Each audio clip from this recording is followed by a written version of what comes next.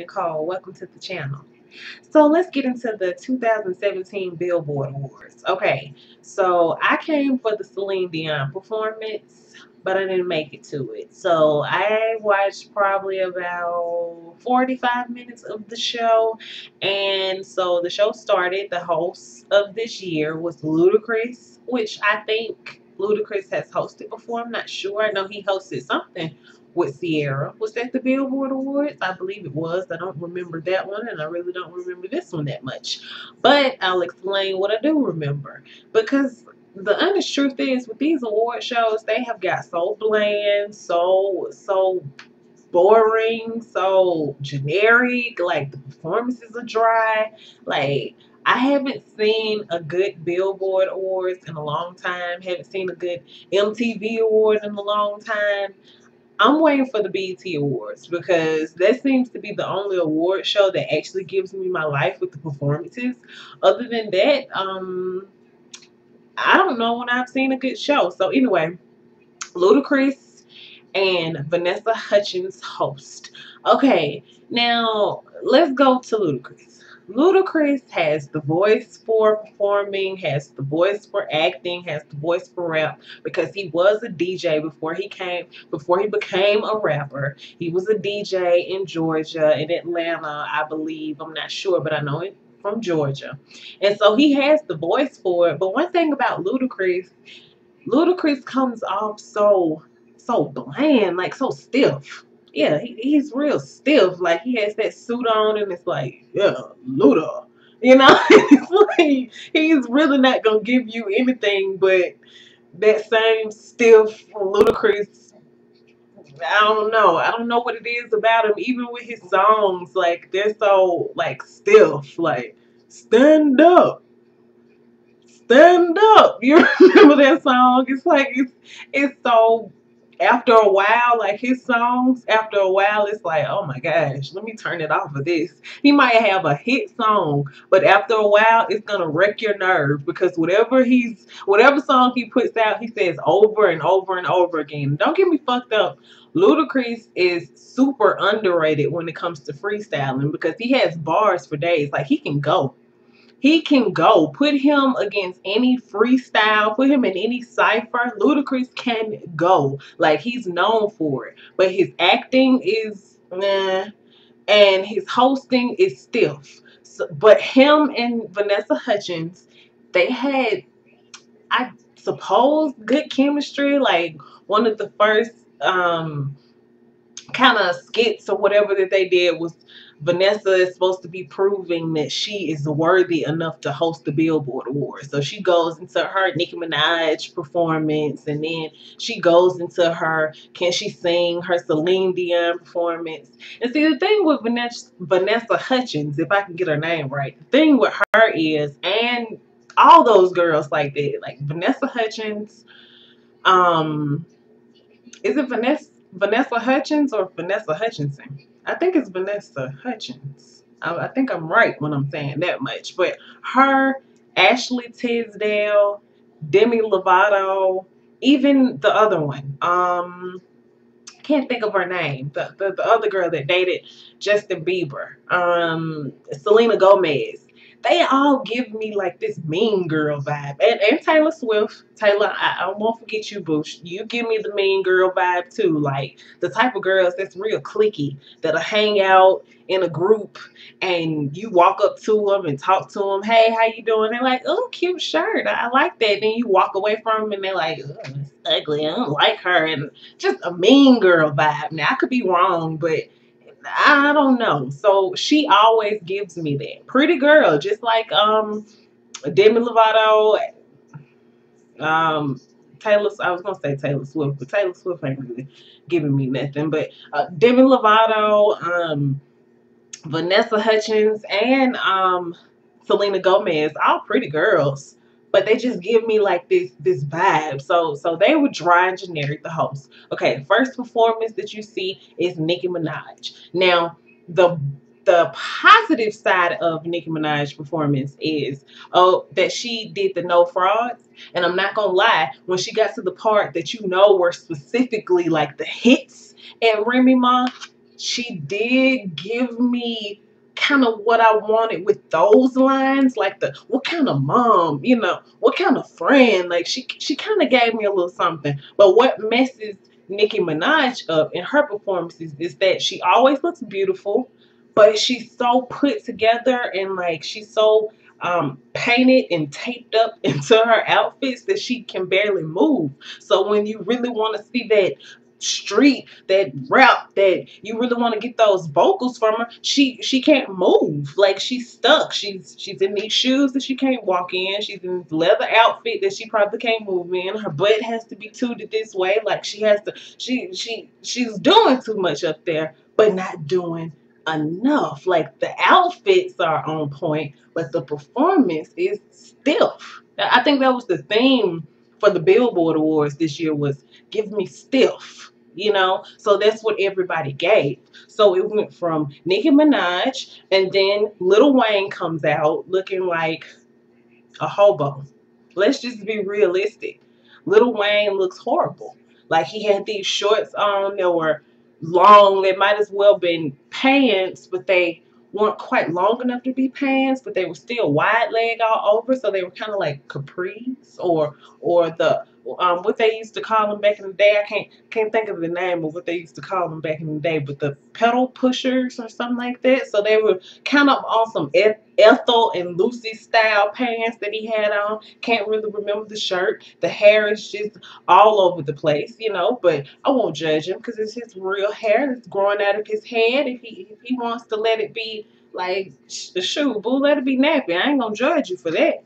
But the outfit choice and just the whole look of him, you can tell at this point that Lil Wayne is a drug addict, and you can see it all over him. He doesn't look fresh at all. And the fact that he was on the stage, like Nicki Minaj, you do not need to put Lil Wayne up there to like validate you in the diss. Like just do the song by yourself. I think that you got your point across for Remy Ma without Lil Wayne.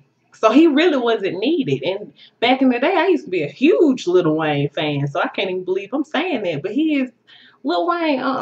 Lil Wayne just need to be in the background now. He's not really giving too much. Not really giving too much on stage like he used to. He always has like some kind of backpack on or something like that, just on the stage like a little weirdo. He's not giving me too much these days. So Lil Wayne didn't really need to be on the stage with Nicki Minaj. Okay, so it transitions from Nicki Minaj and Lil Wayne to Jason Derulo. Jason Derulo, Jason Derulo to me can't catch a break. Because see, the problem that Jason Derulo has is I don't think he really has that it factor. Like you always see Jason Derulo and you just forget about him. You forget about what he has on and you forget about the song really. You forget about his whole performance. It's like he can't really catch that break that he needs because he doesn't have that it factor. And I bet, like behind the scenes, I bet he's probably an asshole. Like not in the sense of he's not a likable person, but he's probably like the type of person that right now Jason Derulo thinks he's like Michael Jackson or something like that. Which I mean, nothing wrong with that because he is performing on the Billboard Awards. But the problem is, it's like if you hear a Justin Bieber song, you're like, oh, that's Justin Bieber. If you hear Usher, you're like, oh, that's Usher. But you don't really say, oh, that's Jason Derulo. It's like he can't catch his real break, and his vocals were giving me like tired out Usher. Like when Usher gets winded on the stage, Usher can dance his ass off, but he usually gets a little winded when he has to, give us the vocals, and that's what Jason Derulo was giving tonight. So he really wasn't giving me what I needed, but that's to be expected with him. Like I'm saying, he's just not the go-to artist for me. Okay, so let me see if I can remember anything else. Because, see, this show was boring as hell. And I didn't get through the full show. I'm thinking about anything that I can recap in my mind that was actually worth talking about. And I had so many disappointing moments tonight because I love Ed Sheeran, but I hated his song selection. I usually like Lloyd. But her song and her energy and everything, it just wasn't giving me what I needed. Now, the girl, and I can't think of her name, the girl from Fifth Harmony. What is her name? Carmilla? Camilla?